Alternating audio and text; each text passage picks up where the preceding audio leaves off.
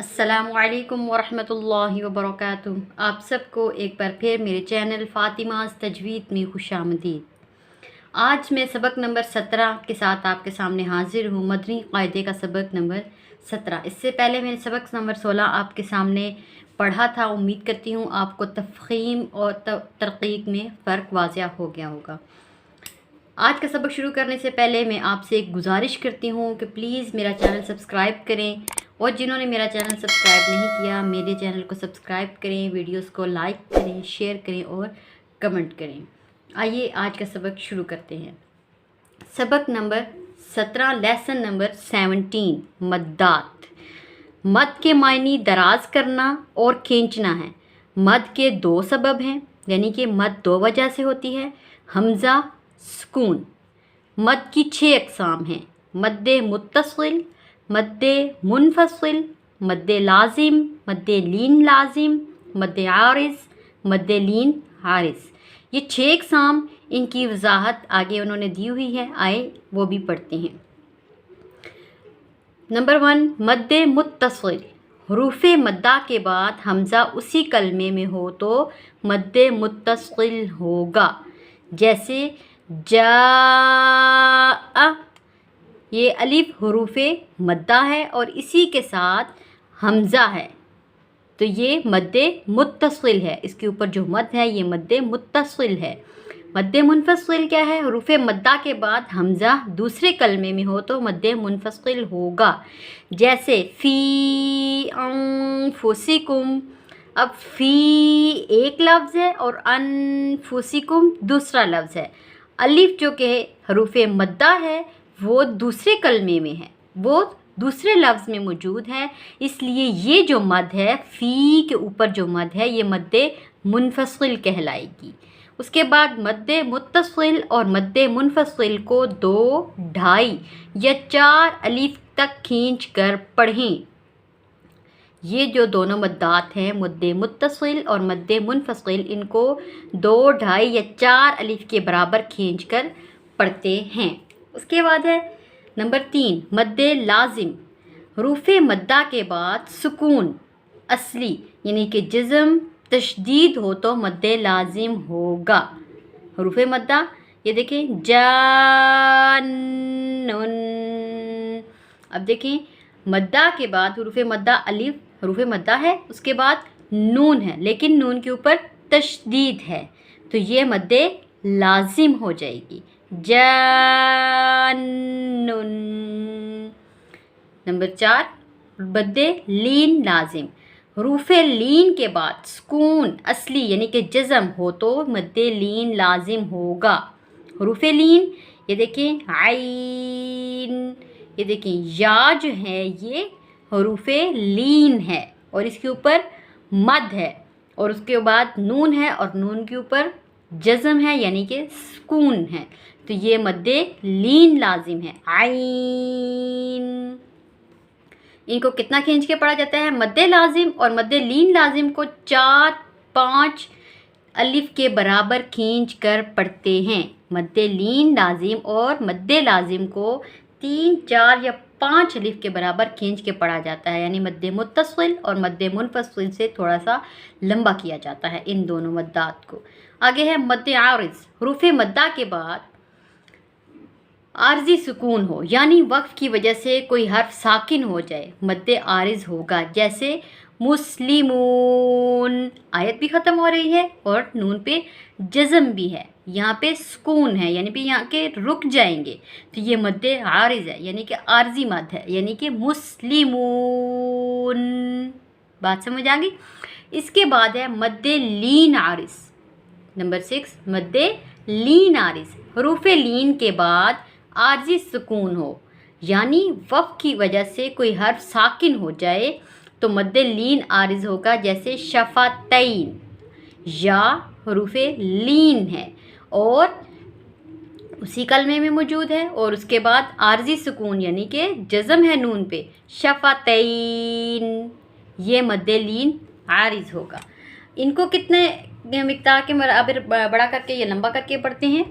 मद्दे आरिज़ और मद्दे लीन आरिज़ को 3 अलिफ तक खींच कर पढ़ें, यानी कि मद्दे आरिज़ और मद्दे लीन आरिज़ اوپر جو میں نے 4 مدات بتائی ہیں ان سے کم مقدار میں ان کو کھینچ کے پڑھا جاتا ہے، یعنی کہ 3 الف کے برابر ان کو کھینچ کے پڑھا جاتا ہے۔ آگے انہوں نے حروف کے ہجے مدات کے ہجے بتائے ہیں، یہ میں سبق شروع کرتی ہوں، ساتھ آپ کو بتاتی ہوں۔ کچھ سبق میں کچھ جو ورڈ ہیں جو ڈیفیکلٹ ہیں وہ میں ہجوں کے ساتھ پڑھوں گی، لیکن کچھ جو ہیں وہ میں روانگی سے پڑھوں گی، کیونکہ ویڈیو کافی لمبی ہو جاتی ہے، اس لیے میں کچھ سبق روانگی سے پڑھوں گی، کچھ لفظ۔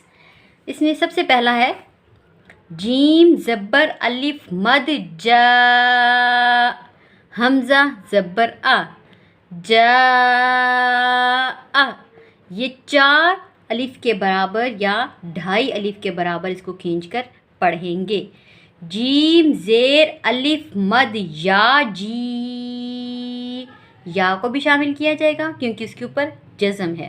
جیم زیر الف مد یا، جی، حمزہ زبر آ، جی، واو زبر لام ول، لام کھڑی زبر مد لا، ولا، حمزہ زیر یا ای، ولا ای، سین زیر یا مد سی، حمزہ زبر تا ات، سی ات۔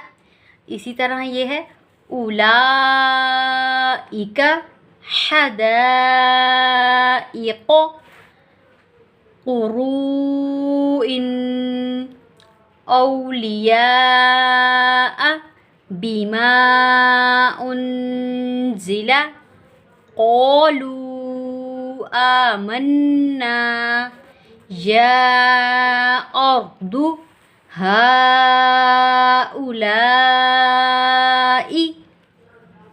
اگلا صفحہ، یہ آپ لوگ ہجوں کے ساتھ بھی اس کو پڑھ سکتے ہیں، میں نے آپ کو ہجوں کا طریقہ اس کا بتایا ہے کہ اس کو ہجوں کے ساتھ کیسے پڑھنا ہے۔ آگے ہے یا بنی اسرائیل ضالن، یہاں تشدید ہے اور تشدید کو 2 دفعہ پڑھا جاتا ہے، اس لیے ضال اور دوسری دفعہ لن، ضالن، دابۃ، دابۃ، رک کے کیونکہ تشدید ہے با کے اوپر۔ الآن، الذکرین، جان، مدہامتان، مدہامتان، اتحاجونی،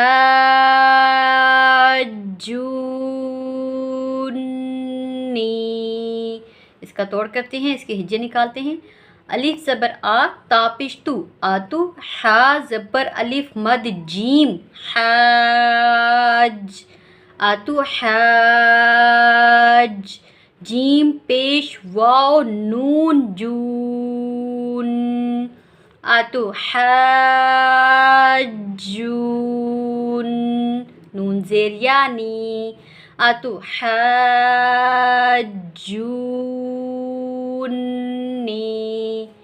کافتن، الحاقۃ، الحاقۃ، والصافات، والصافات،